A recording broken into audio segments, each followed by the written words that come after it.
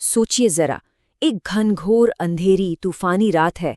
आसमान में काले बादल छाए हुए हैं, जोरों की बिजली कड़क रही है और हवाएं इतनी तेज चल रही हैं कि मानो पुराने से पुराने पेड़ भी जड़ से उखड़ जाएंगे। और इसी खौफनाक मंजर के बीचों बीच एक परिवार है जो अपने घर की कांपती ही दीवारों के अंदर बैठा है। उन्हें अब एक ऐसा फैसला लेना है जो उनकी जिंदगी हमेशा के लिए बदलने वाला है। तो सवाल ये उठता है कि रात भर जिंदा रहने के लिए कोई किस हद तक जा सकता है। ये कहानी ठीक इसी सवाल के इर्द गिर्द घूमती है। एक ऐसे परिवार की कहानी जिसे जिंदा रहने के लिए अपनी हिम्मत और अपनी इंसानियत दोनों को दांव पे लगाना पड़ता है। तो चलिए कहानी के पहले हिस्से की तरफ बढ़ते हैं, निराशा का तूफान। यहीं पर हमारी मुलाकात उस परिवार से होती है और हम उस संकट को समझते हैं जिसने उन्हें एक बहुत ही खतरनाक सफर पर निकलने के लिए मजबूर कर दिया। ये कांपती हुई आवाज है अंजलि की। वो अपने माता पिता मदनलाल और ललिता के साथ अपने पुराने से घर में बस तूफान के थमने का इंतजार कर रही है। घर की दीवारें बुरी तरह हिल रही हैं और उन्हें लग रहा है कि ये घर कभी भी गिर सकता है, और उनका ये डर जल्द ही हकीकत बनने वाला था। और हुआ भी वही। जैसे ही वो लोग घर से बाहर भागे, पीछे एक जोरदार धमाका हुआ और उनका घर पूरी तरह से जमीन पर आ गिरा। सोचिए, एक पल की भी देरी होती तो वो सब मलबे के नीचे दबे होते। अब वो बेघर थे, उस भयानक तूफान के बीचों बीच, बिना किसी सहारे के। अब उनके पास सिर्फ एक ही उम्मीद बची थी, सरपंच का गांव, जो यहाँ से कोई 4 कोस दूर था। तो मदनलाल ने फटाफट अपनी बैलगाड़ी निकाली और वो तीनों उस मुश्किल सफर पर निकल पड़े, बस इसी उम्मीद में कि सरपंच उनकी मदद जरूर करेंगे। और अब कहानी में एक नया मोड़ आता है। सड़क पर एक अजनबी से उनकी मुलाकात होती है। एक ऐसी मुलाकात जो सब कुछ बदल कर रख देने वाली थी। वो कीचड़ भरा रास्ता था और बारिश भी हो रही थी। तभी अचानक उनकी बैलगाड़ी के ठीक सामने एक बूढ़ा आदमी आ जाता है। अब इतनी भयानक रात में इस सुनसान रास्ते पर उसे अकेला देखकर मदनलाल को थोड़ा अजीब तो लगा, पर उसे ये भी लगा कि शायद इस बेचारे को मदद की जरूरत हो। उस बूढ़े आदमी ने कांपती हुई आवाज में कहा, बेटा, इस तूफान ने मेरा सब कुछ छीन लिया। उसकी ये कहानी सुनकर मदनलाल को लगा कि अरे, ये तो बिल्कुल हमारी ही तरह है।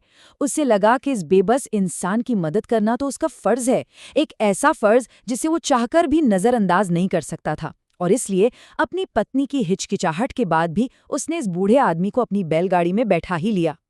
थोड़ा और आगे जाकर रास्ता 2 हिस्सों में बट गया। एक रास्ता सीधा सरपंच के गांव की तरफ जाता था, पर वो काफी लंबा था, और दूसरा रास्ता वो एक पुरानी वीरान हवेली की तरफ मुड़ता था। वही हवेली जिसके बारे में कहते थे कि वो शापित है। तभी उस बूढ़े आदमी ने हवेली में रात गुजारने का सुझाव दिया। कहने लगा कि सरपंच का गांव तो अभी बहुत दूर है। और बस यहीं से कहानी में असली खौफ की शुरुआत हो जाती है। साए में पनाह। मदनलाल अपनी बेटी और पत्नी की सुरक्षा का सोचकर उस डरावनी हवेली में पनाह लेने का वो मुश्किल फैसला ले ही लेता है। हवेली के अंदर का नज़ारा बहुत ही ज्यादा डरावना था। हर तरफ टूटी फूटी धूल से भरी कुर्सियां, झाड़ फानूस से लटकते हुए मकड़ी के मोटे मोटे जाले, और दीवारों पर लगी वो पुरानी तस्वीरें जिनकी आंखें ऐसा लग रहा था जैसे अंधेरे में उनको ही देख रही हैं। एक अजीब सा एहसास था, जैसे कोई है जो उन्हें लगातार घूर रहा है। और वो बूढ़ा आदमी, वो तो हवेली के हर कोने को एक बड़ी अजीब सी जानी पहचानी नजर से देख रहा था, मानो वो इस जगह को पहले से जानता हो। उसकी इसी बर्ताव ने ललिता के मन में शक का बीज बो दिया।